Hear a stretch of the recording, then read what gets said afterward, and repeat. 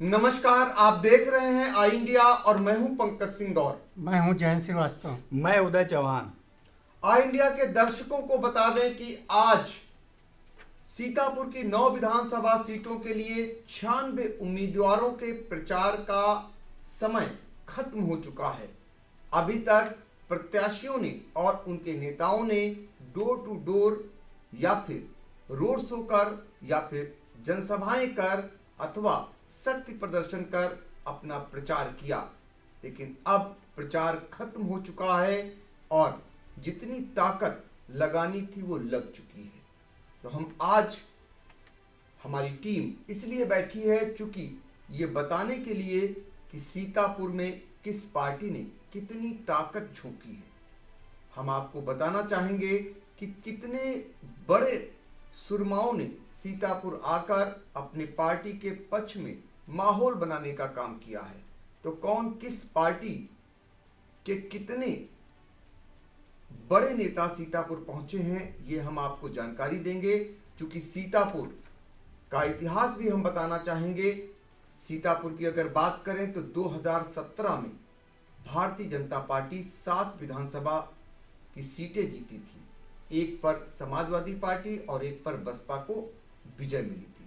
तो स्वाभाविक तौर पर भारतीय जनता पार्टी जहां इतिहास दोहराने के लिए सारी शक्ति को झोंका है भारतीय जनता पार्टी ने, इसके अलावा अगर बात करें तो समाजवादी पार्टी अपने पुराने इतिहास को दोहराने के लिए सारी जतन समाजवादी पार्टी ने सीतापुर में की है। बसपा जो है, जिसका पूर्व में इतिहास सीतापुर में रह चुका है, उसके भी विधायक 2 जीत चुके हैं। तो ऐसे में बसपा एक बार फिर करिश्मा करना चाह रही है।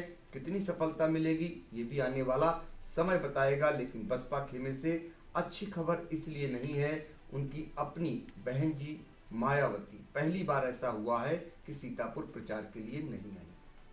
कांग्रेस की जहां तक बात करें तो कांग्रेस में भी यही कुछ देखने को मिला है, कोई भी बड़ा नेता सीतापुर नहीं पहुंचा है।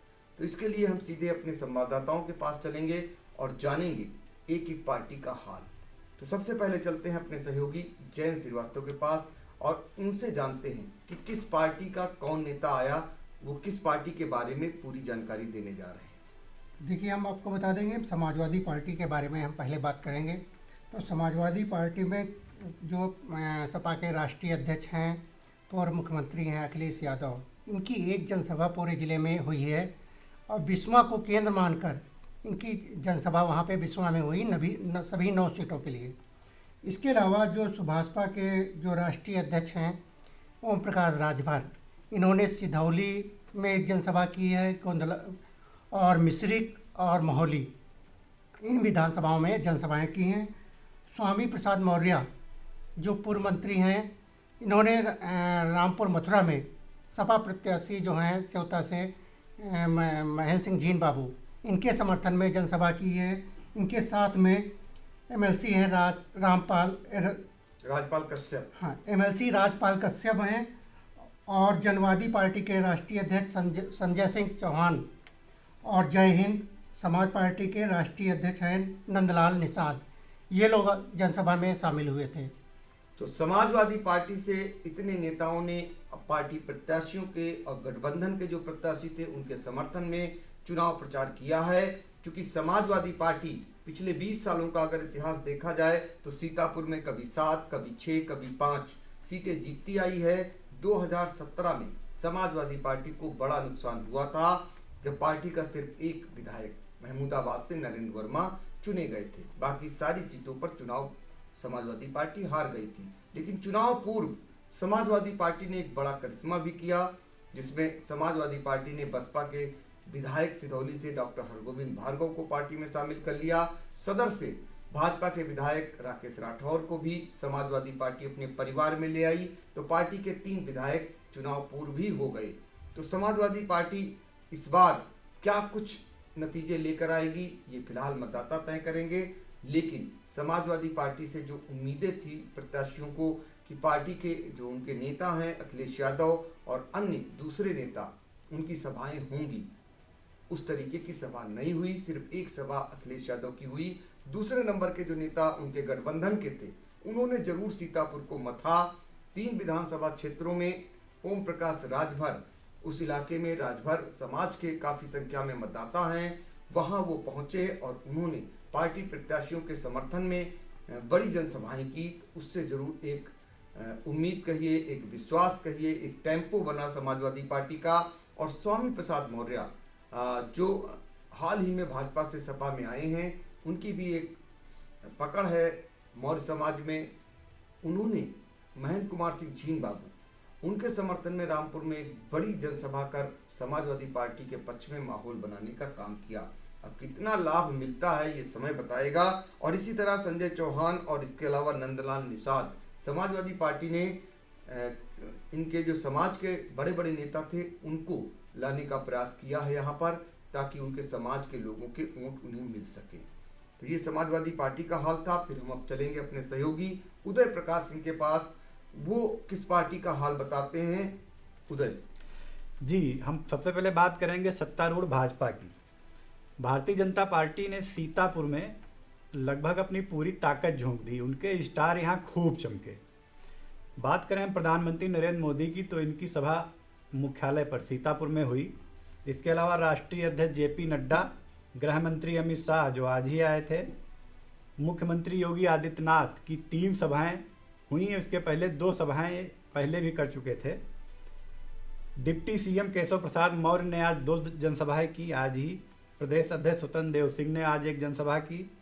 इसके अलावा कैबिनेट मंत्री जितिन प्रसाद, सह प्रभारी वाई सत्या, वित्त राज्य मंत्री पंकज चौधरी, पूर्व क्षेत्रीय अध्यक्ष सुरेश तिवारी, क्षेत्रीय अध्यक्ष शेष नारायण मिश्रा समेत कई दिग्गज नेताओं का यहाँ जमावड़ा लगा रहा सीतापुर में।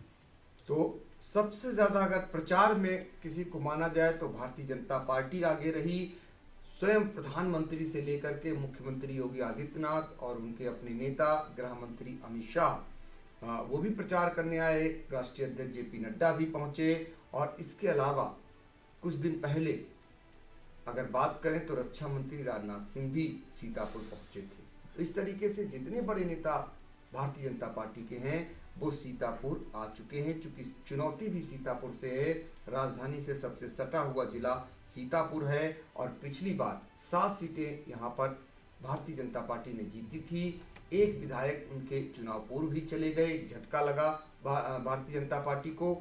और सीतापुर में उनके सामने कई चुनौतियां खड़ी हुई। उसके बाद प्रत्याशी चयन को लेकर के भी बड़ी मशक्कत करनी पड़ी। तमाम आरोप प्रत्यारोपों से भी भारतीय जनता पार्टी को गुजरना पड़ा।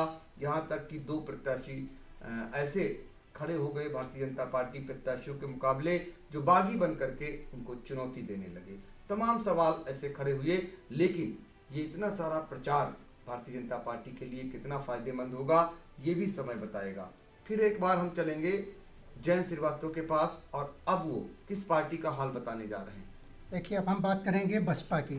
बसपा की ये अब तक का जो इतिहास रहा जिले का, उसमें पहली बार ऐसा हुआ है कि मायावती जो मुखिया है पार्टी की, इनकी एक भी जनसभा नहीं हुई है यहाँ पे। हालांकि इनके अलावा जो है अन्य जो उनके नेता हैं वो जरूर आए हैं, लेकिन उनकी बैठकों तक ही सीमित रहा है, उनकी कोई बड़ी जनसभा नहीं हुई।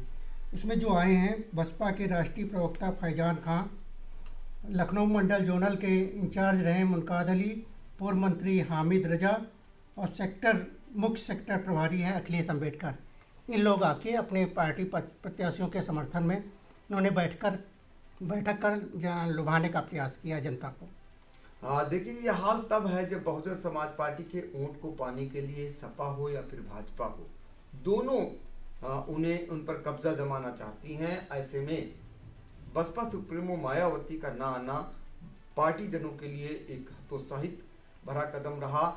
ऐसा पहली बार हुआ कि बसपा सुप्रीमो मायावती सीतापुर नहीं पहुंची। आपको ये भी बता दें कि बसपा की राष्ट्रीय अध्यक्षा मायावती के कार्यक्रम को लेकर, चूंकि वो हमेशा पूर्व में भी सीतापुर के राजकीय इंटर कॉलेज के मैदान पर आती रही हैं और उनकी एक सभा जिला स्तर पर होती थी बड़ी, उसी से बसपा के पक्ष में माहौल बनता था। इस बार वो नहीं आई।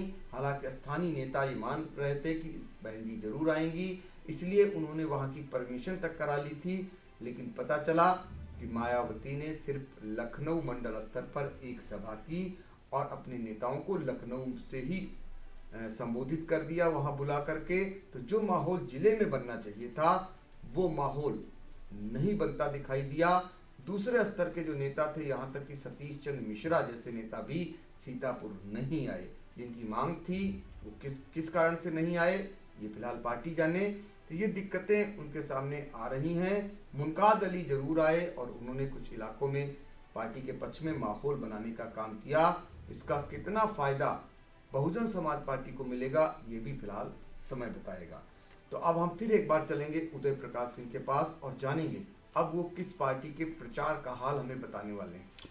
जी, कांग्रेस की हम बात करें तो अभी 4 महीने पहले आपने देखा होगा कि लखीमपुर कांड के दौरान जो कांग्रेस की महासचिव हैं प्रियंका गांधी, वो काफ़ी सक्रिय हुई थी और काफ़ी उन्होंने आक्रामक रवैया अपनाया था सरकार के खिलाफ। नज़रबंद 3 दिन यहाँ रखी गई सीतापुर में, वो उस दौरान सीतापुर काफ़ी चर्चा में रहा था। तो माना जा रहा था कि प्रियंका गांधी इस बार चुनाव में सीतापुर में खास ध्यान देंगे, लेकिन कांग्रेस का भी कोई बड़ा नेता इस बार सीतापुर नहीं पहुंचा। ना तो प्रियंका गांधी आई, ना राहुल गांधी आए, ना कोई अन्य उनका स्टार नेता आया।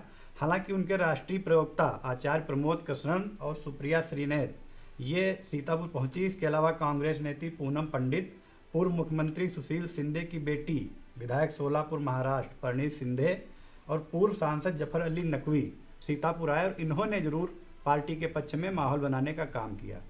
तो ये कांग्रेस का हाल है जो इस बार प्रत्याशी चयन में आगे निकली थी लेकिन प्रचार में कहीं न कहीं पीछे रहती दिखाई दी है। जो प्रियंका गांधी सीतापुर में सुर्खियों में रही थी, 4 दिन तक करीब सीतापुर में रही थी और उन्होंने बहुत सारी सुर्खियां बटोरी थी। बहुत सारे लोगों को उम्मीदें थी कि चूंकि सीतापुर में 7 महिलाओं पर कांग्रेस ने दांव खेला है, 6 महिलाओं पर कांग्रेस ने दांव खेला है, ऐसे में ये माना जा रहा था कि महिला प्रत्याशियों के समर्थन में प्रियंका गांधी जरूर आएंगी। उनके बाद के जो नेता हैं वो आ सकते हैं, लेकिन वो नेता नहीं पहुंचे।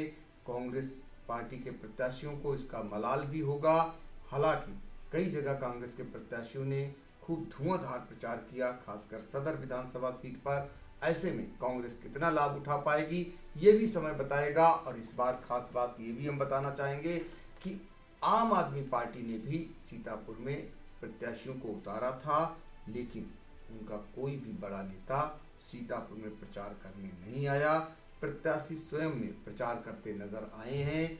आम आदमी पार्टी का प्रदर्शन कैसा रहेगा ये भी आने वाला समय बताएगा। अब हम आपको बता दें कि सीतापुर की 9 विधानसभा सीटों के लिए 96 उम्मीदवार मैदान में हैं और 31 लाख के आसपास मतदाता उनके भाग्य का फैसला करेंगे। 23 फरवरी को मतदान होगा और अब चूंकि प्रचार बंद हो चुका है, ऐसे में सारे प्रत्याशी गुप्त बैठक कर रहे हैं, जोड़ तोड़ की गुणागणित लगा रहे हैं। अब इस गुणागणित में कौन कितना सफल हो पाएगा ये भी समय बताएगा।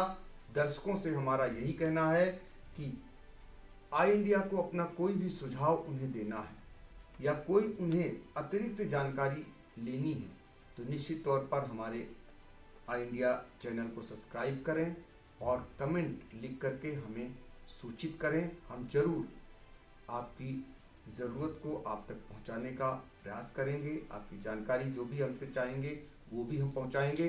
फिलहाल चुनाव से जुड़ी हुई हर एक खबर को देखने के लिए आई इंडिया देखना ना भूलें। नमस्कार।